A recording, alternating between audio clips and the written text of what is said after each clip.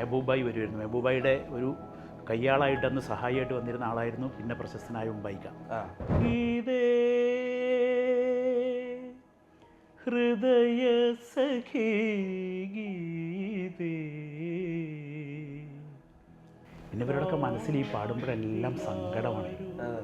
ജീവിതം ദുൽഖാദർക്കും ബാബുക്കൊക്കെ എനിക്കത് പറയുമ്പോൾ തന്നെ കരച്ചിൽ വരുന്നുണ്ട്. കരളിലേക്കൊരു കൊടുത്തിടുക, ഒന്ന് വലിച്ചാൽ പൊട്ടിച്ചെതറൂലേ, ആ ഒരു പെയിൻ ഒന്ന് ആലോചിച്ച് നോക്കും. എനിക്കൊക്കെ ആ പെയിനാണ് ബാബുക്കയുടെ ആലാപനം കേൾക്കുമ്പോൾ. ഇപ്പോഴും ചോദിക്കും ചിലർ പാട്ടും കൂത്തൊക്കെ ഇല്ലേ എന്ന് ചോദിക്കും. അതൊരു വളരെ നിസ്സാരവൽക്കരിച്ച് കാണുന്നൊരു രീതിയാണ്. മാമുക്കതിങ്ങനെ കേട്ടു. അവിടെ അന്ന് ഗാന്ധിനഗർ 2nd സ്ട്രീറ്റ് അവിടെ കളിക്കുകയാണ്. അപ്പോൾ അതിന് ആള് കയറുന്നുണ്ടോ എന്ന് നോക്കാൻ വന്ന മൂന്നാമത്തെ പടല്ലേ, കൂടുതൽ ഇവരുടെ നാടല്ലേ, അപ്പോൾ അവൻ സൈക്കിളിലൊക്കെ വരും. അങ്ങനെയൊക്കെ ഒരു സ്വഭാവമായിരുന്നു അന്ന്. നടന്നു വരും ഓട്ടോറിക്ഷയിൽ. മൂപ്പർക്ക് അതൊന്നും ഇല്ലായിരുന്നല്ലോ, അങ്ങനത്തെ ഒരു മനുഷ്യൻ. ഞാൻ പാകിസ്ഥാനികൾക്ക് പാടിക്കൊടുത്തിട്ടുണ്ട് ബാബുക്കയുടെ പാട്ട്. ഞാനും അനാൻഷയ്ക്ക് നല്ല കുട്ടിയാണ്, നല്ല സ്വഭാവമാണ്. സ്വഭാവം ഏറ്റവും പ്രധാനമല്ലേ. അനാൻഷ നല്ല പാട്ടുകൾ, ഇപ്പോൾ അവൻ്റെ സ്വന്തം പാട്ടുകളല്ലേ അല്ലേ, വേറെ എവിടെയെങ്കിലും വന്ന് ഹിറ്റായ ഒരു പാട്ട് രണ്ടാമതെടുത്ത് പാടുമൊന്നും അല്ലല്ലോ. ഒരു പാട്ടിനെ അവൻ തന്നെ പാടി ഉയർത്തിക്കൊണ്ടുവരല്ലേ. സിനിമ എന്ന് പറയുന്ന ലോകത്തുള്ള ചില പിന്നെ ചെറിയ ഈ മർമറിങ് ഉണ്ടല്ലോ, നമ്മൾ ചെവിയിൽ കേൾക്കും ചെയ്യും, എന്നാൽ കേൾക്കില്ല. അത് കേട്ടപ്പോൾ ഞാൻ ഇറങ്ങിപ്പോന്നതാണ്. ദാസേട്ടൻ എന്നോട്, മോനെ ഫിറോസ്, അനുരാഗിണിയിലെ അവസാനം പാടുമ്പോൾ രണ്ടാമത് ഡബിൾ ഉണ്ടോ? അപ്പോൾ ഞാൻ പറഞ്ഞു, ദാസേട്ടാ അതൊരു മനോധർമ്മം പോലെ അങ്ങ് പെട്ടെന്ന്, സിംഗിൾ തബലയല്ലേ, ക്ലാഷ് വരില്ലല്ലോ. തോന്നിയപ്പോൾ ഞാൻ പെട്ടെന്ന് ഒരു ഗസൽ പോലെ, നല്ലൊരു അങ്ങനത്തെ ഒരു ഗസൽ ടൈപ്പ് പാട്ടല്ലേ ജോൺസൺ അങ്ങനെ വായിപ്പിക്കായിരുന്നല്ലേ. ജാനകിയമ്മ ചെലങ്ക കെട്ടി വായിച്ചപ്പോൾ, അപ്പോൾ ഇതിങ്ങനെ പകുതി റിഹേഴ്സലായപ്പോൾ ഈ ചെലങ്ക ഇങ്ങനെ റിഹേഴ്സലിൽ മൈക്ക് വെച്ചിട്ടാവും. ഭയങ്കര ഫീൽ ചെയ്തു അവർക്ക്. ആ പാട്ട് പകുതിയിൽ നിർത്തി. എന്നിട്ട് പറഞ്ഞു, യു പ്ലേ ലൈക്ക് ഭൈരവൻ. 22ാമത് സ്കൂൾ യുവജനോത്സവമാണ് വേദി. വർഷങ്ങൾക്ക് മുമ്പാണ്. അവിടെ വെച്ച് ഒരു മലപ്പുറംകാരൻ ലളിതഗാനം ആലപിക്കുകയാണ്. അകലെ ഒരു അമ്പൽപ്പൂ എന്ന് തുടങ്ങുന്ന ഗാനമാണ്. പാട്ട് കേട്ട് സദസ്സിലെല്ലാവരും കൈയടിക്കുകയാണ്. ആ മലപ്പുറംകാരന് ആദ്യമായി ലളിതഗാനത്തിന് 1ാം സ്ഥാനം ലഭിക്കുന്നു. ആ റെക്കോർഡ് ഇന്നും ബ്രേക്ക് ചെയ്യാതെ തുടരുന്നുണ്ട്. ഫിറോസ് ബാബു എന്ന മാപ്പിളപ്പാട്ടുകാരൻ, പാട്ടുകാരൻ, സംഗീതജ്ഞൻ, തബലിസ്റ്റ്, അദ്ദേഹത്തെയാണ് നമ്മളിത് മൂവി വേൾഡ് മീഡിയയിൽ ഒരു അഭിമുഖത്തിനായി ക്ഷണിക്കുന്നത്. നമസ്കാരം. നമസ്കാരം. അതൊരു വലിയ റെക്കോർഡായിട്ട് നിലനിൽക്കുന്നു. അപ്പോഴും ഈ 73-ലാണ് കലാജീവിതം തുടങ്ങുന്നതെന്നാണ് മനസ്സിലാവുന്നത്. ഏറെക്കുറെ അവിടെ നിന്ന് ഇങ്ങോട്ടേക്ക് കാൽക്കുലേറ്റ് ചെയ്താൽ അരനൂറ്റാണ്ടിനപ്പുറം ഒരു 50 വർഷത്തിന് മേലെ എക്സ്പീരിയൻസ് ഉള്ള ഒരു മനുഷ്യൻ. അത് വളരെ അപൂർവമായി സംഭവിക്കുന്ന ഒരു കാര്യമാണല്ലോ. അതായത് അരനൂറ്റാണ്ടോളം ഒരേ കാര്യം ഏറെക്കുറെ എല്ലാ ദിവസവും ചെയ്തിട്ടുള്ള ഒരാൾ, അല്ലെങ്കിൽ ഒരാഴ്ചയിൽ 5 ദിവസവും ചെയ്തിട്ടുള്ള ഒരാൾ, തിരിഞ്ഞു നോക്കുമ്പോൾ ഈ അരനൂറ്റാണ്ട് പിന്നിടാൻ മാത്രം എന്നെ കേപ്പബിൾ ആക്കിയത്, എന്നെ കഴിവുള്ളവനാക്കിയത് എന്താണെന്ന് ആലോചിച്ചിട്ടുണ്ടോ? ഒന്ന്, സംഗീതത്തെ, പാട്ടുകളെ നിസ്വാർത്ഥമായിട്ട് സ്നേഹിച്ച ഒരു ബാപ്പയുടെ മകനാണ് ഞാൻ. അതായത് കാശിന് വേണ്ടി പാടുക എന്നല്ല മോനെ, നിനക്ക് ജന്മനാ കിട്ടിയൊരു കഴിവ്, ഞങ്ങൾ വഴി കിട്ടിയൊരു കഴിവ്, ദൈവം തന്നൊരു കഴിവ്, നിനക്ക് കിട്ടുന്ന വേദികളെല്ലാം ഉപയോഗപ്പെടുത്തുക. ഉമ്മ അധ്യാപികയായിരുന്നുകൊണ്ട് ഉമ്മയ്ക്ക് ഞങ്ങളെ പോറ്റാനുള്ള, ഉപ്പ ചെറുതിലേ മരിച്ചിട്ടുണ്ട്, ഉപ്പ ഉള്ള കാലം വരെയാണ് ഞാനീ പറയുന്നത്. അപ്പോൾ ഞങ്ങളെ പോറ്റാനുള്ളൊരു വരുമാനം ഉമ്മയ്ക്ക് ഉണ്ടായിരുന്നുകൊണ്ട് ഉമ്മയും പറഞ്ഞു തന്നത് ഇത് തന്നെയാണ്, ആരോടും കണക്ക് പറയരുത്, പാട്ടിന് ആരോടും കണക്ക് പറയരുത്, കല അനുഗ്രഹിച്ച് കിട്ടുന്ന ഒരു സംഗതിയാണ്. അപ്പോൾ ആ ഒരു കാര്യവും തിരൂരിൻ്റെ ഒരു സംസ്കാരം, ഒരു പക്ഷേ മട്ടാഞ്ചേരി പോലെ, കോഴിക്കോട് പോലെ, ഒരു പക്ഷേ ചാവക്കാട് പോലെ ഒക്കെയുള്ള ഒരു സംസ്കാരം തിരൂരിന് ഏറ്റവും വലിയൊരു കാര്യം, റെയിൽവേ സ്റ്റേഷൻ, ആദ്യത്തെ റെയിൽവേ സ്റ്റേഷനല്ലേ കേരളത്തിൽ. അപ്പോൾ റെയിൽവേ സ്റ്റേഷൻ ഉണ്ടായിരുന്നു എന്നുള്ളത് ഈ മദ്രാശിമയിലും പാസഞ്ചറും ഒരു എക്സ്പ്രസ്സും, ഇങ്ങനെ 3 ട്രെയിനല്ലേ ആ കാലത്തുള്ളൂ. ഈ 3 ട്രെയിനുകൾ എല്ലാം നിർത്തുന്ന ഒരു സ്റ്റേഷൻ എന്ന നിലയിൽ ഈ ഗുരുനാഥന്മാർക്കും ഈ അന്ന് ഇവരെല്ലാം ഇങ്ങനെ പരദേശികളാണല്ലോ സംഗീതജ്ഞന്മാർ, ഇവർക്കൊക്കെ ഒരു താവളം കിട്ടുകയാണ് പ്രധാനം. പാടണം, വായിക്കണം, അവിടെ അന്തി ഉറങ്ങണം. അപ്പോൾ ഇവരെല്ലാം എത്തിപ്പെട്ടിരുന്ന, എൻ്റെ ഓർമ്മയിൽ തന്നെ ഒരു 13-14 ക്ലബ്ബുകൾ തിരൂർ. എല്ലാ പേരുകളും എനിക്ക് കാണാപ്പാടമാണ്, പേര് പറഞ്ഞ് അങ്ങനെ പോവും. എല്ലാ ക്ലബ്ബുകളും മെയിൻലി ഓൺ ഹിന്ദുസ്ഥാനി എന്ന് പറഞ്ഞ് ഹിന്ദുസ്ഥാനി അറിഞ്ഞിട്ടല്ല, ഹിന്ദുസ്ഥാനിയുടെ ഒരു മൂഡ് അവർക്കറിയില്ല, കേൾക്കുന്നവർക്ക് തീരെ അറിയില്ല. വന്ന് കൂടുന്നവർ മാർക്കറ്റിൽ നിന്നും അരിക്കച്ചവടം കഴിഞ്ഞ് പൂട്ടിയിട്ടും മീൻ മാർക്കറ്റിൽ നിന്നും പച്ചക്കറി മാർക്കറ്റിൽ നിന്നൊക്കെ വരുന്ന സാധാരണ കൈവണ്ടി വലിക്കാരൊക്കെയാണ്. പ്രത്യേകിച്ച് ബാബുക്കയൊക്കെ കേൾക്കാൻ അങ്ങനെ ഒരു വിഭാഗമാണ് കോഴിക്കോട് അങ്ങനെയാണ് വലിയങ്ങാടിയിലൊക്കെ കൂടിയിരുന്നത്. അപ്പോൾ ഇവർ വന്ന് കൂടുന്ന ക്ലബ്ബിൽ ഈ വന്നിരുന്ന ബാബുക്ക, കോഴിക്കോട് അബ്ദുൽ ഖാദർക്ക, സീറോ ബാബുക്ക, പിന്നെ അന്ന് മെഹബൂബായി വരുമായിരുന്നു. മെഹബൂബായിയുടെ ഒരു കയ്യാളായിട്ട് അന്ന് സഹായിയായിട്ട് വന്നിരുന്ന ആളായിരുന്നു പിന്നെ പ്രശസ്തനായ ഉമ്പായിക്ക. കൂടെ വന്നിരുന്ന ആളാണ്, ചെറുപ്പം പ്രായം, തബലിസ്റ്റായിട്ടാണ് വരിക അന്ന് മെഹബൂബായിൻ്റെ കൂടെ. പിന്നെ അൻവർ ഖാൻ, ബിച്ചാം ഉസ്താദ്, പിന്നെ എൻ്റെ ഗുരുനാഥൻ വിൻസെൻ്റ് മാഷ്, തിരൂർ ഷാ, പിന്നെ അങ്ങനെ പറഞ്ഞാൽ ഒരുപാട് പേരെ പറയാനുണ്ട് ഇടയ്ക്കിടയ്ക്ക് വന്നിരുന്നു. ഇവരുടെ ഒരു വലിയൊരു ഒരു ഒരു ലോകം ഉണ്ടായിരുന്നു, പാട്ടിൻ്റെ ലോകം. അവിടെ ബാപ്പ കുട്ടിക്കാലത്ത് കൂട്ടിക്കൊണ്ടുപോകും. ബാപ്പ എൻ്റെ 9 വയസ്സിലാണ് മരിക്കുന്നത്. ഒരു 6 വയസ്സ് മുതൽ എന്നെ പ്രത്യേകിച്ച് സിസ്റ്റേഴ്സിനെയും കൊണ്ടുപോയി, എനിക്ക് 2 സിസ്റ്റേഴ്സാണ്, ഇവരെ കേട്ട് അങ്ങ് തുടങ്ങി കുട്ടിക്കാലം മുതൽ. അപ്പോൾ അതിങ്ങനെ പിടികൂടി. കോഴ്സൊക്കെ കഴിഞ്ഞിട്ട് ഉമ്മയോട് പറഞ്ഞു, ടീച്ചറായ ഉമ്മയോട് നോർക്കണം. ടീച്ചറായ ഒരു ഉമ്മ എന്താവും പറയുക, ജോലി വേണം മോനെ എന്ന് സ്വാഭാവികമായിട്ട് പറയുമല്ലോ. ഉമ്മയോട് പറഞ്ഞു, ഉമ്മ പാട്ട് മതി, പാട്ട് മതി, പാട്ട് മതി എന്ന് പറഞ്ഞ് പാട്ടങ്ങ് തിരഞ്ഞെടുക്കുകയാണ്. അപ്പോൾ അതാണ് എൻ്റെ ഒരു യാത്ര. പിന്നെ ഈ 53 കൊല്ലം ഓടിയെത്തിയതിനെ കുറിച്ചൊന്നും ഞാൻ ആലോചിച്ചിട്ടേ ഇല്ല. അങ്ങനെ ഓടി 7 വയസ്സ് പാടി 53 കൊല്ലമായി എന്ന് പറയുമ്പോൾ നമ്മൾ ഇവരോട് പിന്നെ പ്രായം പറയേണ്ട കാര്യം അല്ലേ, എളുപ്പമായി കാര്യം. അങ്ങനെയാണ് യാത്ര. ഒരുപാട് പേരെ കാണാൻ കഴിഞ്ഞു, ഒരുപാട് പേരുടെ കൂടെ തബല വായിക്കാൻ കഴിഞ്ഞു, ഒരുപാട് പേരുടെ കൂടെ ചേർന്ന് പാടാൻ കഴിഞ്ഞു. ഇപ്പോൾ ഈ ഇൻസ്റ്റാഗ്രാമിലൊക്കെ ഈ ഒരു പുഷ്പം മാത്രമുള്ള പാട്ടൊക്കെ ഒരുപാട് ട്രെൻഡിങ് ആവുന്നുണ്ട്. അതിൻ്റെ ഒരാൾ പാടിയതിൻ്റെ വേറൊരാൾ പാടിയതിൻ്റെ കവർ വെർഷൻ പരിണമിച്ചാണ് ഞങ്ങളൊക്കെ ഇപ്പോൾ കേട്ടുകൊണ്ടിരിക്കുന്നത്, അല്ലെങ്കിൽ ഇപ്പോഴത്തെ ഈ ജെൻ ആൽഫ കുട്ടികളൊക്കെ കേട്ടുകൊണ്ടിരിക്കുന്നത്. ഇവർ ചിലപ്പോൾ ബാബുരാജ് എന്നുള്ളൊരു മനുഷ്യനെ പോലും ചിലപ്പോൾ അറിഞ്ഞുകൊള്ളണമെന്ന് നിർബന്ധമില്ല. അദ്ദേഹം ഒരു പുഷ്പം പാടുന്നത് ലൈവായിട്ട് കേൾക്കാൻ പറ്റിയിട്ടുണ്ടോ? ഒരു പുഷ്പം മാത്രമല്ല, അദ്ദേഹം പാടുന്നത് ഏറ്റവും കൂടുതൽ കേൾക്കാൻ കഴിഞ്ഞത് ഗീതേ ഹൃദയസഖി ഗീതയാണ്. ഗീതേ ഹൃദയസഖി ഗീതേ കാട്ടിലാരു കൊളുത്തിവച്ചൊരു കാർത്തിക ദീപമാണു നീ. ഇങ്ങനെയുള്ള പാടുക, വാക്കുകളിങ്ങനെ കുഴച്ചു പാടുന്നൊരു ശൈലി ഒന്ന് ഹിന്ദുസ്ഥാനിക്കുണ്ട്. പിന്നെ ഇവരോടൊക്കെ മനസ്സിൽ ഈ പാടുമ്പോഴെല്ലാം സങ്കടമാണ്. ജീവിതം അബ്ദുൽ ഖാദർക്കും ബാബുക്കും എനിക്കത് പറയുമ്പോൾ തന്നെ കരച്ചിൽ വരുന്നുണ്ട്. സങ്കടമാണ് മനസ്സിൽ നിറയെ. എന്താ അദ്ദേഹത്തിന് ഇത്ര ട്രാജഡി എഫക്ട് ചെയ്തത്? എന്തായിരുന്നു അദ്ദേഹത്തിൻ്റെ വിഷാദം? സമ്പാദ്യം എന്ന് പറയുന്നതില്ലേ, എല്ലാ പ്രൊഡ്യൂസേഴ്സും വണ്ടിച്ചെക്ക് കൊടുത്തും ചെറിയ ഞാനിങ്ങനെ മാമുക്കോയെ പറയുന്നത് ഒരു കുപ്പി മദ്യവും 2 പൊറോട്ടയും മീമുളക് ഇട്ടതും കൊടുത്താൽ അദ്ദേഹം. കറക്റ്റ്.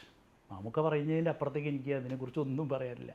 മാമുക്ക അവരുടെ കൂടെ നടന്ന് മാമുക്ക പറയുന്നത് ലോകത്തിൽ ഞാൻ ഒരുവിധം സംഗീതമൊക്കെ കേൾക്കാറുണ്ട്, ലോകത്തിൽ ഞാൻ കണ്ട ഏറ്റവും വലിയ സംഗീത സംവിധായകൻ ബാബുരാജാണെന്നാണ്. സത്യമാണ് കേട്ടോ.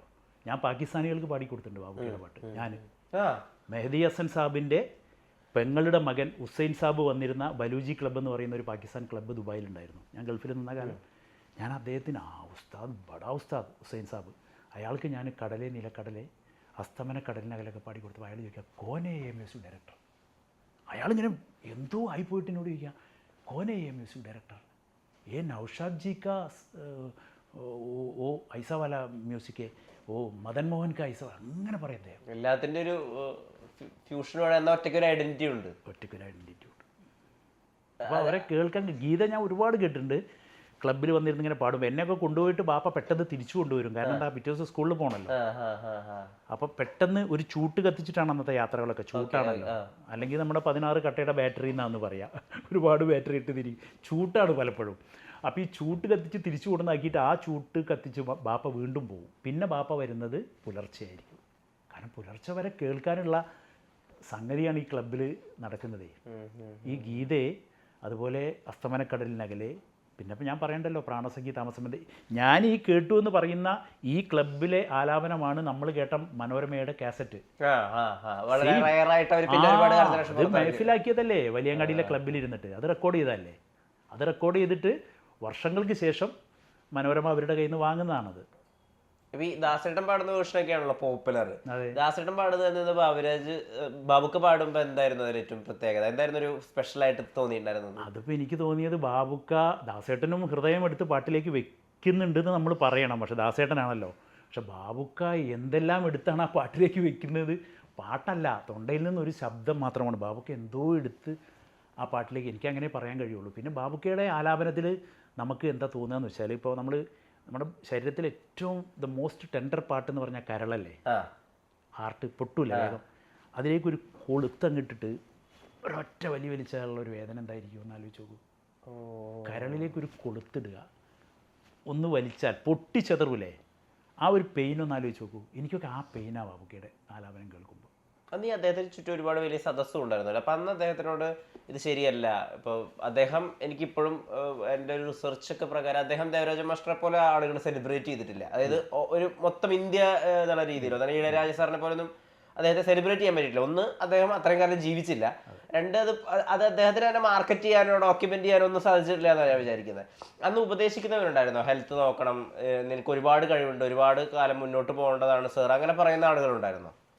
കേട്ടിട്ടില്ല ഞാൻ. എല്ലാവരും ഇങ്ങനെ നമ്മൾ കേട്ട പോലെ ഒരു കമ്പനി കൂടാൻ മാത്രമാണ് പലരും കൂടിയതെന്നുള്ളതാണ്. അങ്ങനെയാണ് ഞാൻ കേട്ടിട്ടുള്ളത്. എല്ലാവരും സാധാരണക്കാരായിരുന്നു കൂടെ. പലപ്പോഴും തിരൂർ മെഹഫിലിനൊക്കെ വന്നാൽ ഈ മെഹഫിൽ കഴിഞ്ഞ് പോകുമ്പോൾ കാശ് കൊടുക്കുമ്പോൾ ബാപ്പയോടൊക്കെ, എൻ്റെ ബാപ്പയൊക്കെ ക്ലബ്ബിലെ ഒരാളായിരുന്നു, ബാപ്പയോടൊക്കെ പറയത്രേ, ബാപ്പയോടും മറ്റുള്ള പലരോടും പറയത്രേ, മെല്ലെ പറയുന്നു, കുറച്ച് അരി വാങ്ങി വണ്ടിയിലേക്ക് വെച്ച് തരണം. അന്ന് കുറേ അരി കച്ചവടക്കാർ തിരൂർ ഒരു ലൈനിൽ ഇങ്ങനെ ഉണ്ട്. അവിടുന്ന് അപ്പോൾ കോഴിക്കോട് എത്തിക്കഴിഞ്ഞാൽ അത് ഏതെങ്കിലും പോർട്ടർമാരെടുത്തിട്ട് എങ്ങോട്ടെങ്കിലും വീട്ടിലേക്കോ മറ്റോ എത്തിച്ചു കൊടുത്തോളുന്നു. കാരണം ബാബുക്ക 2 പാട്ട് പാടിയിട്ട് പോയാലോ എന്ന് പറഞ്ഞ് സ്റ്റേഷനിൽ നിന്ന് ഇതങ്ങോട്ട് എത്തിക്കണമെങ്കിൽ ബാബുക്ക ഇവിടെ ഇരുന്ന് 2 പാട്ട് പാടി കൊടുക്കണമെന്ന്. അപ്പം പാടുന്നുള്ളതാണ് അതിൻ്റെ ഏറ്റവും വലിയ കാര്യം. ട്യൂൺ ചെയ്ത പാട്ടുകളന്ന് പുറത്ത് വിടാൻ പാടില്ല. ബാബുക്ക എവിടെയെങ്കിലും ട്യൂണാക്കി വെച്ചൊരു പാട്ട് എത്ര സ്ഥലത്തിരുന്നാണ് അത്ര അതിൻ്റെ മുമ്പ് പാടിക്കൊടുത്തിട്ടുള്ളത്.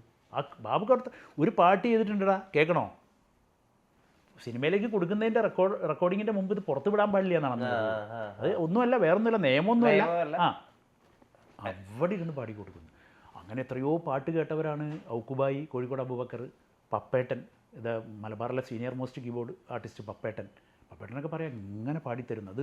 ഒരു ട്യൂണല്ല പാടിക്കൊടുക്കുക, പല ട്യൂണുകൾ പാടിക്കൊടുത്തിട്ട് ഇതിലേതാടാ നല്ലതെന്ന് ചോദിക്കുന്ന ഒരു പ്രവണതയാണ്. ഒരു ട്യൂണ് വരാൻ നമ്മൾ പെടുന്ന പാടൊന്നും ആലോചിച്ച് നോക്കിയേ. ഈ ട്യൂണ് വന്നാൽ പോരല്ലോ, തട്ടണ്ടേ, നമ്മളെ തട്ടണ്ടേ. ഇത് ഈ പൂനില പുഞ്ചിരി തൂകിയതിൻ്റെ പേരിലും അല്ലെങ്കിൽ യാനബിയുടെ പേരിലുമാണ് ഏറ്റവും അധികം സെലിബ്രേറ്റ് ആവുന്നതെന്ന് യാ റസൂൽ എൻ്റെ പേരിലാണ് ഏറ്റവും അധികം സെലിബ്രേറ്റ് ചെയ്യുന്നത് തോന്നിയിട്ടുണ്ട്. പേഴ്സണലി ഇതിൻ്റെ ഈ 2 പാട്ടുകളുടെയും ഇഷ്ടം വെച്ച് നോക്കുമ്പോൾ ഏതിനോടാണ് കൂടുതൽ ഇഷ്ടം? കുടുങ്ങിയ ശരിക്കും കുടുങ്ങി. കാരണം ഒന്നെനിക്ക് എന്നെ ഞാനാക്കുന്ന ആദ്യത്തെ പാട്ടാണ്, 3ാമത്തെ കാസറ്റാണ് സുൽത്താന. ഞാൻ ആദ്യം പാടുന്നത് തങ്കക്കിനാവ്, 2ാമത് പാടുന്നത് ലബ്ബൈക്ക്. തങ്കക്കിനാവ് നാട്ടിലെ വളാഞ്ചേരിക്കാരുടെ ഒരു കാസറ്റായിരുന്നു. ലബ്ബൈക്ക് എറണാകുളത്ത് യൂസഫ് ഖ, റിജിയ എന്ന് പറഞ്ഞൊരു കുട്ടി പാടുന്നില്ലേ, റിജിയ മോളുടെ ബാപ്പ, അവളുടെ ബാപ്പ യൂസഫ് ഖ പ്രൊഡ്യൂസറായിരുന്നു അന്ന്. അദ്ദേഹം എടുത്ത കാസറ്റാണ് ലബ്ബൈക്ക്. ലബ്ബൈക്കിൽ എനിക്കൊരു സാധാരണ പാട്ടാണ്. പക്ഷേ എനിക്ക് കിട്ടിയ പിന്നെ 3ാമത്തെ ചരിത്രം മാറ്റിയ കാസറ്റായിരുന്നു സുൽത്താന. സുൽത്താനിലാണ് യാ റസൂലുള്ള. ആ അർത്ഥത്തിൽ ഞാൻ യാ റസൂലുള്ളയെ എവിടെയോ വെക്കുന്നു. പക്ഷേ എൻ്റെ ജീവിതത്തിലേക്ക് എനിക്കൊരു വലിയ ടേൺ തന്ന പാട്ടാണ് പൂനില പുഞ്ചിരി. ഞാൻ പ്രണയവിവാഹമായിരുന്നു. ഞങ്ങളിങ്ങനെ ഇഷ്ടപ്പെടുന്നു, മാറുന്നു, കാണുന്നു, പ്രശ്നങ്ങൾ ഉണ്ടാവില്ല, സ്വാഭാവികമാണ്. കാരണം നല്ലൊരു കുടുംബത്തിൽ ഒരു കുട്ടിയെ കെട്ടാൻ തീരുമാനിച്ച് പിന്നാലെ നടക്കുന്നത് ഈ പാട്ട് മാത്രം അറിയുന്ന ഒരു ചെക്കനാണ്. അപ്പോൾ സ്വാഭാവികമായിട്ടും നമ്മുടെ നാട്ടിലൊക്കെ എത്ര അക്സെപ്റ്റ് ചെയ്യും അല്ലേ, കുറച്ച് പ്രയാസമല്ലേ. പാട്ടാണ് അവന് പണിയെന്നല്ലേ പറയുക, അത് പറയുമല്ലോ അന്ന് സ്വാഭാവികമായിട്ട്. പക്ഷേ ഞങ്ങൾ ഒന്നായി. പക്ഷേ ഞങ്ങളെ അടുപ്പിച്ച് കുറേ പാട്ടുകളുണ്ടായിരുന്നു. ഇടയിലിടയിലൊക്കെ എൻ്റെ കുറിക്കല്യാണം നടക്കുമല്ലോ നമ്മുടെ നാട്ടിൽ, അവിടെയൊക്കെ ഈ കാസറ്റ് പാടുന്ന കാലത്ത് എൻ്റെ പാട്ടുകൾ ഇങ്ങനെ പാടും. ഇങ്ങനെ അലയടിക്കും കാറ്റിൽ, ഇതിങ്ങനെ അടിച്ച് ഇവളുടെ ചെവിയിലെത്തും, ഇവളുടെ വീട്ടിലെത്തും. അപ്പോൾ വീണ്ടും ഈ ഇഷ്ടം ഒന്നുകൂടെ കൂടും. അങ്ങനെ ഞങ്ങളെ അടുപ്പിച്ച് ഒരുപാട് പാട്ടുകളിൽ ഏറ്റവും മേലെ നിൽക്കുന്ന പാട്ടാണ് പൂനില പുഞ്ചിരി തൂകിക്കെസ്സും പാടി നടന്നൊരു പാവാടക്കാരി റസിയ മറന്നോ, പാടത്ത് പാറി നടന്ന് ചാഞ്ചാടും തുമ്പിയുമൊത്ത് പണ്ടൊക്കെ ഓടി നടന്നത് മറന്നോ. പാട്ട് ഇപ്പോൾ ഈ ഫേസ്കയുടെ പാട്ടുകൾ കേൾക്കുമ്പോൾ ഇപ്പോൾ ഈ പൂനിലയായാലും അല്ലെങ്കിൽ റസൂലൊക്കെ കേൾക്കുമ്പോൾ കാര്യം എന്ന് വെച്ചാൽ ഈ മാപ്പിളപ്പാട്ടുകൾ എന്ന് പറഞ്ഞിട്ട് പോപ്പുലറായ പാട്ടുകളുണ്ടല്ലോ വെച്ചാൽ 2010 അല്ലെങ്കിൽ 2000 ഒക്കെ ശേഷം 2000 ശേഷം പോപ്പുലറായ മാപ്പിളപ്പാട്ടുകളിലേക്ക് വരുമ്പോൾ അവിടെ പലപ്പോഴും ഈ സാഹിത്യത്തിന്റെ അംശം അല്ലെങ്കിൽ വേദനയുടെ അംശം ഒരു ലൈഫ് ലെസന്റെ അംശമൊക്കെ വളരെ വളരെ കുറവായ പോലെ ഫീൽ ചെയ്തിട്ടുള്ളത്. പൊന്നെ പൂവേ കരളെ മുത്തേ ഖൽബേ ഈ പാട്ടുകൾ വെച്ചിട്ട് തന്നെ അതിന്റെ പിന്നെ കുറെ പെർമ്യൂട്ടേഷൻ കോമ്പിനേഷനും വെക്കും, കുറെ പേര് അതിന്റെ പേരിൽ പോപ്പുലർ ആവുകയും ചെയ്തു. അപ്പോഴൊന്നും ഈ ഫിറോസ് ബാബു എന്നുള്ള പേര് ആ ഭാഗത്തേ ഇല്ല. അത് വന്ന് ഭവിച്ചതാണോ അല്ലെങ്കിൽ ആ സമയത്ത് ആക്റ്റീവ് ആവണ്ട എന്ന് തോന്നിയതാണോ? അല്ല, ഞാൻ ഒരിക്കലും ഒരു പേരോ ഒരു പാട്ടോ ഞാൻ പരാമർശിക്കാൻ പാടില്ല. കാരണം ഒരു ശത്രു കൂടെ എനിക്ക് അതാണ് സംഭവിക്കുക. അപ്പോൾ ഞാനത് ഇത് ഞങ്ങൾ പറയേണ്ട ഒരു കാലത്തൊക്കെ കുറച്ച് പറഞ്ഞിട്ടുണ്ട്. പിന്നെ ചില കാര്യങ്ങൾ നമുക്ക് പറയാതെ വയ്യ എന്നുള്ളതുകൊണ്ടാണ് ഞാൻ ഈ ആൽബം ഇറങ്ങി, ആൽബം എന്ന് പറയുന്ന ആ പേരിൽ വിളിച്ച പാട്ടുകൾ കേട്ടോ, അതിൽ ചിലതൊക്കെ നല്ല പാട്ടുകളായിരുന്നു എന്ന് പറയാതെ വയ്യ. പക്ഷേ ഈ പറഞ്ഞത് ഞാനത് ആവർത്തിക്കുന്നില്ല, ഈ പറഞ്ഞ രീതിയിൽ വന്ന പാട്ടുകൾക്ക് അല്പായുസായിരുന്നു പലപ്പോഴും, കുറഞ്ഞ ആയുസ്, ഇയാമ്പാറ്റയുടെ ആയുസ് എന്നൊക്കെ ഞങ്ങളന്ന് പറയുമായിരുന്നു. ആ സമയത്ത് ഞങ്ങൾ കുറേ പാട്ടുകാർ, ഞാനടക്കം പുറകോട്ട് പോണ്ടി വന്നു. പാട്ടില്ല, കാസറ്റില്ല, ഞങ്ങൾക്കൊന്നും പാട്ടുകളില്ല, കുറേ പാട്ടുകാർ.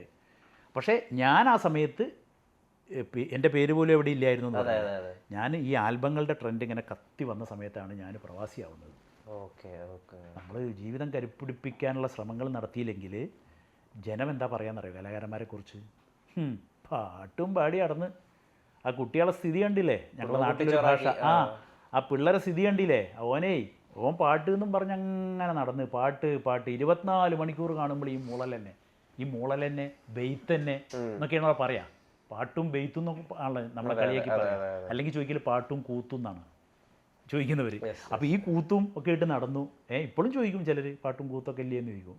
അതൊരു വളരെ നിസ്സാരവൽക്കരിച്ച് കാണുന്നൊരു രീതിയാണ്.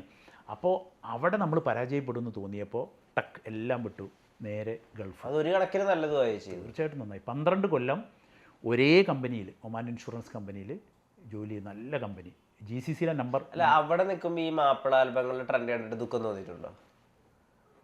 അങ്ങനെ ഞാനങ്ങനെ ഒരുപാട് മികച്ച പാട്ടുകളൊന്നും ആ സമയത്ത് ഞാനിങ്ങനെ കേൾക്കുമായിരുന്നു. കേട്ടതായിട്ടൊന്നും എനിക്ക് തോന്നുന്നില്ല. കുറഞ്ഞ ആയുസുള്ള ചില പാട്ടുകൾ വരും. അത് ഇവിടുന്ന് പാട്ടുകാർ വരുമ്പോൾ അവിടെ എത്തുമ്പോൾ ഞാൻ പിന്നെ ഓർക്കസ്ട്രയിലേക്ക് മാറി. അവിടെ എത്തുമ്പോൾ എൻ്റെ റോള് മൊത്തം തബലയിലേക്ക് മാറി. കാരണം ഇവിടെ തബല വായിച്ച് തെളിഞ്ഞു നിൽക്കുന്ന ഒരു സമയത്താണ് ഞാൻ പാട്ടുകാരനായിട്ട് തന്നെ ഇങ്ങനെ ഓടി നടക്കുന്നത്. അവിടെ എത്തിയപ്പോൾ തബലിസ്റ്റിനെ കിട്ടണമായിരുന്നു. എൻ്റെ യാ റസൂലുള്ളൊക്കെ അവിടെ ചെല്ലുമ്പോഴുള്ള അവസ്ഥ എന്താണെന്നറിയോ?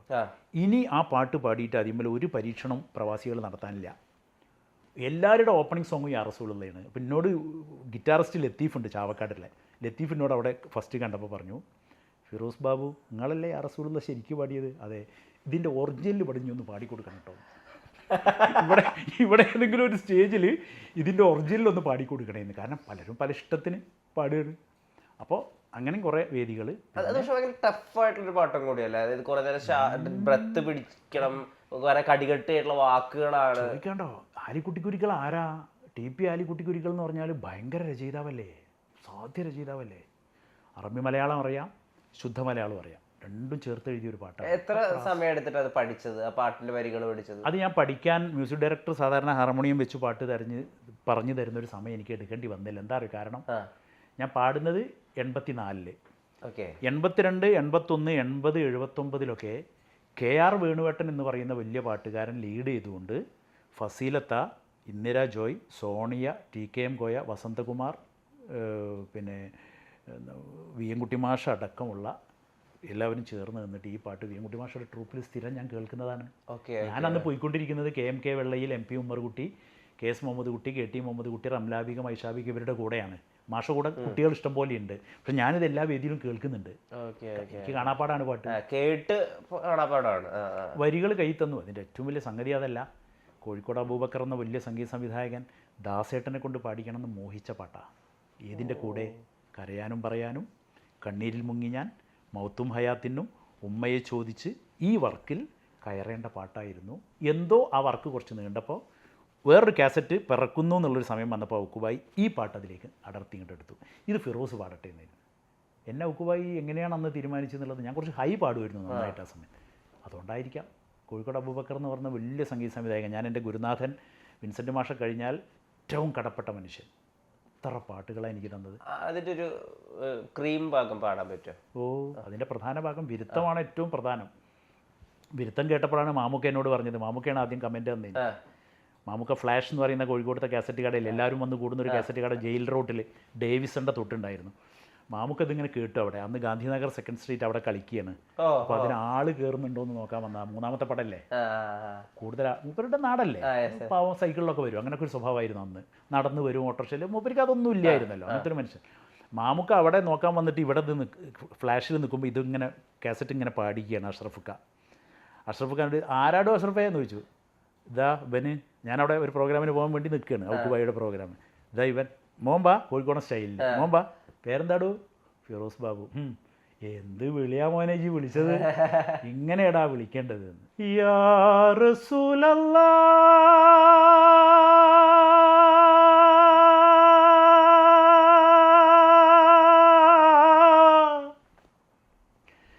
സല്ലി അലാ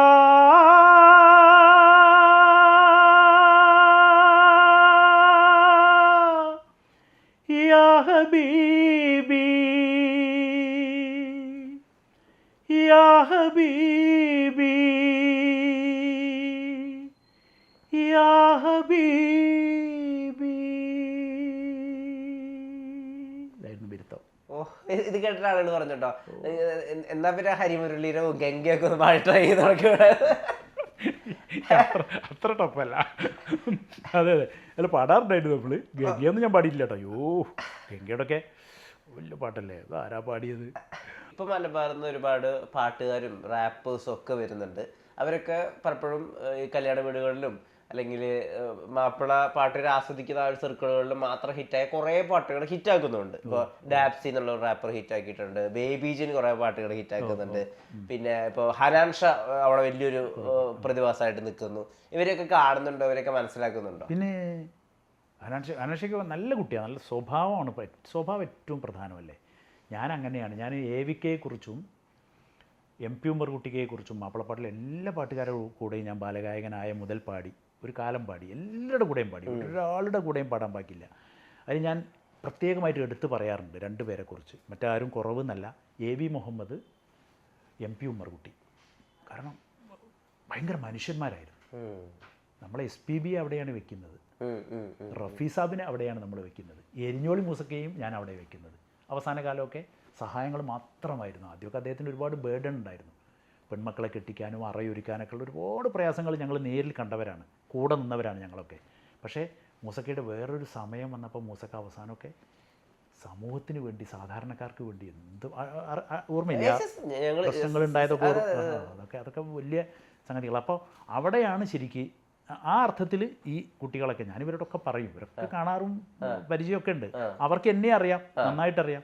നമ്മുടെ പാട്ടൊക്കെ അവർ ചില സ്ഥലത്തൊക്കെ എടുത്ത് പാടുന്നുണ്ട്, പക്ഷേ ഒരു റീമിക്സ് സ്വഭാവത്തിലാണ് പാടുക എന്നുള്ളൂ. അവരോടൊക്കെ ഞാൻ പറയാറുണ്ട്.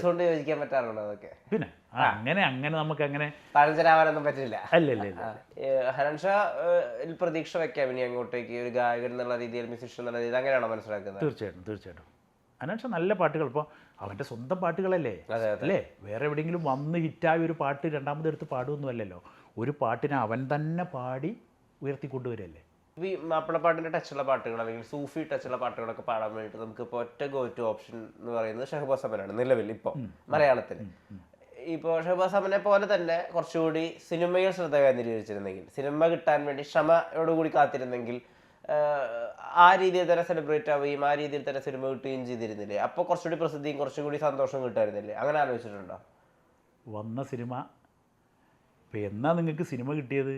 അങ്ങനെ ഒരു കഥ ഞങ്ങൾ കേട്ടില്ലല്ലോ എന്ന് ഇപ്പോൾ ഞാനിതിലൂടെ പറയുമ്പോൾ ചിലർ വിചാരിക്കും. പക്ഷെ ഞാനത് എവിടെയും പറയാം അധികമൊന്നും മെനക്കെട്ടില്ല. നാരായത്തിലെ ഖൽബിലൊരൊപ്പന പാട്ടുണ്ടോ ഇന്നിപ്പോൾ എൻ്റെ ശബ്ദത്തിൽ നിൽക്കേണ്ട പാട്ടായിരുന്നു. ശശിശങ്കറിൻ്റെ അടുത്ത് വന്നു.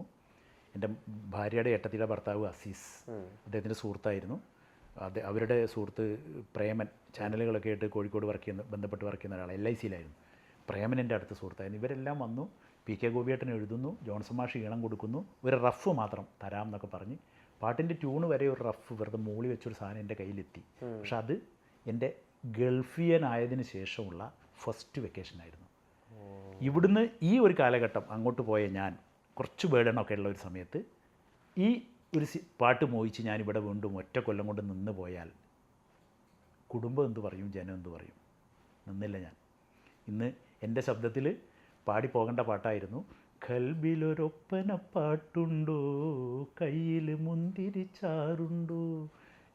എം ജി സാറിൻ്റെ ശബ്ദത്തിലാണ് നമ്മൾ കേട്ടത്, വലിയ ഗായകൻ്റെ ശബ്ദത്തിലാണ് നമ്മൾ കേട്ടത്. അവിടെ പോയി.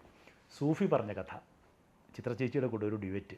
അത് പിന്നെ ഞാൻ ചില സിനിമ എന്ന് പറയുന്ന ലോകത്തുള്ള ചില പിന്നെ ചെറിയ ചെറിയ ചെറിയ ഈ മർമറിങ് ഉണ്ടല്ലോ, നമ്മൾ ചെവിയിൽ കേൾക്കും ചെയ്യും, എന്നാൽ കേൾക്കില്ല. അത് കേട്ടപ്പോൾ ഞാൻ ഇറങ്ങിപ്പോന്നതാണ്.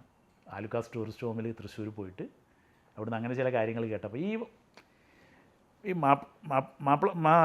അങ്ങനെയാണ് അവർ കേട്ടത്. ഞാൻ ഇങ്ങനെ കേൾക്കുകയാണ്, തപ്പി പറഞ്ഞു. ഈ മാപ്പിളപ്പാട്ടുകാരനെ കൊണ്ടാണ് അപ്പോൾ ഇത് പഠിക്കാൻ പോകുന്നത് എന്നൊരു സാറിൻ്റെ കാതിൽ കേട്ടു. ഞാൻ പോന്നിട്ട് എന്നെ പിന്നെ വിളിക്കുകയാണ് അവിടുന്ന് ഒരാൾ, ഫിറോസ് എവിടെയെന്ന്. ഞാൻ ട്രെയിൻ കയറിയെന്നു. അതായിരുന്നു സൂഫി പറഞ്ഞ കഥയിലെ പാട്ടിൻ്റെ കഥ. ഇപ്പം ഞാൻ ഗുരുവായൂരുകാരുടെ ഒരു പടത്തിൽ ഝാൻസി റാണി എന്നാണ് അവർ ടൈറ്റിൽ ചെയ്ത് രജിസ്റ്റർ ചെയ്തതെന്നൊക്കെ എന്നോട് പറഞ്ഞത് നേരത്തെ. അതിലൊരു പാട്ട് ഞാൻ ചേതനയിൽ പാടി വെച്ചതാണ്. ഇവിടെ ഞാനത് ശരിക്കും ഇപ്പോൾ പാട്ട് മൂളിയാൽ ആദ്യം ഞാൻ ഇവിടെ ആയിരിക്കും പിന്നെ മൂളുന്നത്. പിരിഞ്ഞെത്ര നാളായി എന്നോമലാളിനെ, മറന്നില്ലേ എന്നെ നീ, മറക്കില്ല നിന്നെ ഞാൻ, മരിക്കുവോളം പൊന്നേ മലരിതളേ, മറുപടി കേൾക്കാതെ പോയതല്ലേ എന്നഴകേ. ഇങ്ങനൊരു പാട്ട് ഞാൻ ഈ അടുത്ത് ഇത് വരുമെന്ന് എനിക്കൊരു ഉറപ്പില്ല കേട്ടോ.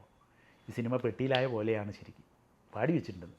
പാടിയതൊക്കെ നല്ല അഭിപ്രായമൊക്കെ കിട്ടി, നല്ല രസമുണ്ട്, ഇയാളെ പോലെ ഉണ്ട് അയാളെ പോലെ ഉണ്ടെന്നൊക്കെ ചിലരൊക്കെ പറഞ്ഞു. ആരെയെന്നൊന്നും ഞാൻ പറയുന്നില്ല, അങ്ങനെ പാടി വെച്ചിട്ടുണ്ട് ഒരു പാട്ട്.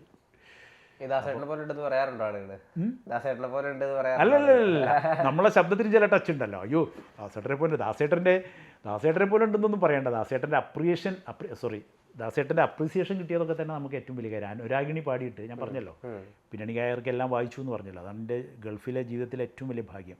അനുരാഗിണി പാടിയിട്ട് അവസാനത്തെ അനുരാഗിണിക്ക് 2 പ്രാവശ്യം പാടുമ്പോൾ വിജയുടെ പ്രോഗ്രാമാണ് ദാസേട്ടൻ ഗസ്റ്റ് വന്നത്. അപ്പോൾ ദാസേട്ടനെ ആളുകൾ നിർബന്ധിച്ചപ്പോൾ ദാസേട്ടൻ സ്റ്റേജിൽ കയറിയിട്ട് അങ്ങനെയൊന്നും പാടില്ലല്ലോ, ആരാപ്പത് ചില്ലറക്കാരനാണോ അത്. ദാസേട്ടൻ പാടാൻ സമ്മതിച്ചു. മക്കളെ ഏതാ അറിയാമെന്ന് ചോദിച്ചു. പെട്ടെന്ന് ഞങ്ങളാകെ പതറിപ്പോയി. ഞങ്ങൾ 7 പീസ് ഓർക്കസ്ട്രയാണ്, ഒറ്റ തബലയാണ്. ദാസേട്ടാ അനുരാഗിണി ലിസ്റ്റിലുണ്ട്. അത് വിജയ് കിട്ടിയ പാട്ടല്ലേ, ഞാൻ പാടാമെന്നോ. ദാസേട്ടൻ പാടുകയാണ്. ചെറിയ ഫംഗ്ഷനാണ്, ക്ഷണിക്കപ്പെട്ട സദസ്സ. അപ്പോൾ ഞാൻ അവസാനം 2 അനുരാഗിണി പാടിയപ്പോൾ ഞാൻ രണ്ടാമത്തെ അനുരാഗിണിക്ക് ഒരു ഡബിൾ വായിച്ചു. രണ്ടാമത്തെ അനുരാഗിണിക്ക് ശരിക്കും അനുരാഗിണി ഇതാ എന്തേ ഉള്ളൂ. ഞാനത് അനുരാഗിണി ഇതാ എൻ കരളിൽ വിരിഞ്ഞ അങ്ങനെ സാധനം വായിച്ചു. ഡബിള് ഗസലിൽ വായിക്കുന്നവർ. ദാസേട്ടൻ ഇങ്ങനെ നോക്കുന്നുണ്ട്, പാടുന്നുണ്ട്. അപ്പോൾ കഴിഞ്ഞു. ഭക്ഷണം കഴിച്ചത് ഒന്നിച്ചാണ്, ഞങ്ങൾ ഒന്നിച്ചാണ് ഓർക്കസ്ട്രയുടെ കൂടെ അദ്ദേഹം ഭക്ഷണം കഴിച്ചു. അപ്പോൾ ഫ്ലൂട്ട് വായിക്കുന്ന ഹരി, ഇപ്പോൾ ടോപ്പ് സിംഗറിൽ വായിക്കുന്നത് ഹരി എന്നോട് പറഞ്ഞു, മോനെ എല്ലാവരും നോട്ട് ചെയ്തു അത് കിട്ടിട്ട് ഉറങ്ങുന്നത് നല്ല നോക്കുന്നുണ്ട് തന്നെ എന്ന് പറഞ്ഞു എന്നോട്. അപ്പോൾ ഞാൻ പറഞ്ഞു എന്ത് കിട്ടിയാലും ദാസേട്ടൻ്റെ ഇരുന്നല്ലേ ചോദിച്ചെന്തായാലും ദാസേട്ടൻ അത് ഓർത്ത് ചോദിച്ചു പോയി. വല്ല കാര്യമുണ്ടോ, എത്ര തബലിസ്റ്റുകളെ കണ്ട മനുഷ്യനാ അല്ലേ. ദാസേട്ടൻ എന്നോട്, മോനെ ഫിറോസ് അനുരാഗിണിയിലെ അവസാനം പാടുമ്പോൾ രണ്ടാമത് ഡബിൾ ഉണ്ടോ എന്ന് ചോദിച്ചു. അപ്പോൾ ഞാൻ പറഞ്ഞു, ദാസേട്ടാ അതൊരു മനോധർമ്മം പോലെ അങ്ങ് പെട്ടെന്ന്, സിംഗിൾ തബലയല്ലേ, ക്ലാഷ് വരില്ലല്ലോ തോന്നിയപ്പോൾ ഞാൻ പെട്ടെന്ന് ഒരു ഗസൽ പോലെ നല്ലൊരു അങ്ങനത്തെ ഒരു ഗസൽ ടൈപ്പ് പാട്ടല്ലേ അത്. ജോൺസൺ അങ്ങനെ വായിപ്പിക്കായിരുന്നല്ലേ എന്ന്.